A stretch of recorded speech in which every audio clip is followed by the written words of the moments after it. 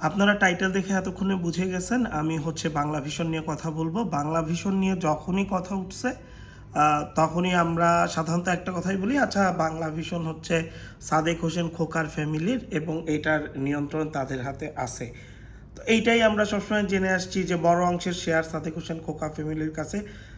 তো রিসেন্টলি যেটা হয়েছে যে সাদেক হোসেন খোকার ফ্যামিলি আসলে বাংলা ভিশনের একটা বড় অংশের শেয়ারে থাকলেও বেশ দূরত্ব ছিল নানান কারণে, রাজনৈতিক কারণে, তাদের আরও কিছু কারণ রয়েছে, সেগুলোই আমি বলার চেষ্টা করব। এই যে শ্যামল মিডিয়া গ্রুপ এই নামেই খুব সম্ভবত বাংলা ভিশনের এইটার চেয়ারম্যান আব্দুল হক এবং এমডি সাদেক হোসেন খোকার ছেলে ইশরাক হোসেন, যিনি এখন প্রতিমন্ত্রী হিসাবে আছে।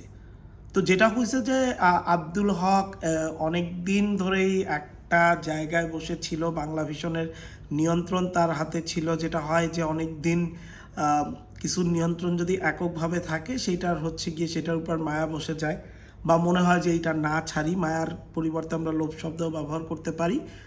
তো যেটা হয়েছে যে 24 আগস্টের পর সাদেক হোসেন খোকার ছেলে ইশরাক চেষ্টা করলো যে এই নিয়ন্ত্রণটা আবার কিভাবে প্রতিষ্ঠা করা যায়, কারণ তার দল তখনও ক্ষমতায় না আসলেও আশি আশি করতেছে। এরপর যেটা হয়েছে যে মোটামুটি ইশরাক আসা যাওয়া শুরু করলো, মানে তার যে নিয়ন্ত্রণের জায়গাটা সে এস্টাবলিশ করতে শুরু করলো।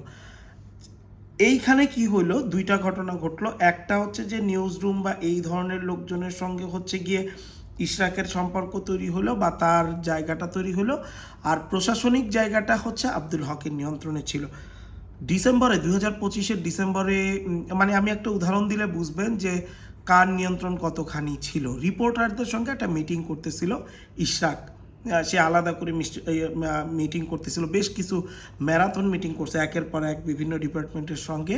সেই মিটিংয়ের কি ধরনের সে বক্তব্য দিছে বা কি বলছে, পুরো মিটিংটা গিয়ে একজন প্রশাসনিক কর্মকর্তা রেকর্ড করে সেটা আবার পাঠায় দিছে। এইটা যখন জানলো তখন এই দুই এমডি চেয়ারম্যানের মধ্যে একটা মানে স্নায়ুযুদ্ধ শুরু হলো। তারা বুঝতে পারলো যে একক ক্ষমতা অর্জন করতে হলে দুজনেই বুঝলো যে একজনের মাইনাস করতে হবে। যেটা শুরু হলো এই একটা, এই অল্প কিছুদিনের মধ্যে কি হইলো যে সময় টিভিতে একটা নতুন করে সংঘাত যখন শুরু হলো তখন অনেকেই মাইনাস হয়ে গেল, যার মধ্যে ইশরাকের পরিচিত লোকজন ছিল এবং বহুল বিতর্কিত নিউজ 24 থেকে সময় টিভিতে 10 লাখের মতো স্যালারি নিয়ে আসা পাভেল যখন চাকরিচ্যুত হলো, পাভেলকে নিয়ে সমস্যা হলো। সেই পাভেলকে ইশরাক আইনা তার ক্ষমতা হোল্ড করার জন্য বাংলা ভিশনে বসাইলে, এছাড়া সময় টিভিতে আরও বিতর্কিত নাম যারা আছে তাদেরও অল্প বিস্তারে এখানে সে পুনর্বাসন শুরু করলো।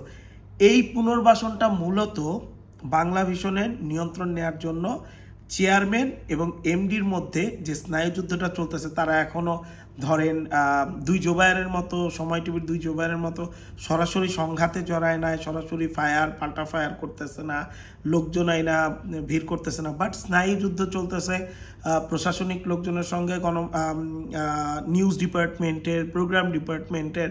আবার দেখা যাচ্ছে যে নিউজ প্রোগ্রাম ডিপার্টমেন্টে আব্দুল হকের কিছু লোক আছে, প্রশাসনিকে ইশরাকের লোকজন আসলে খুবই কম, এই কারণেই সে পাভেল রায়না বসাইছে।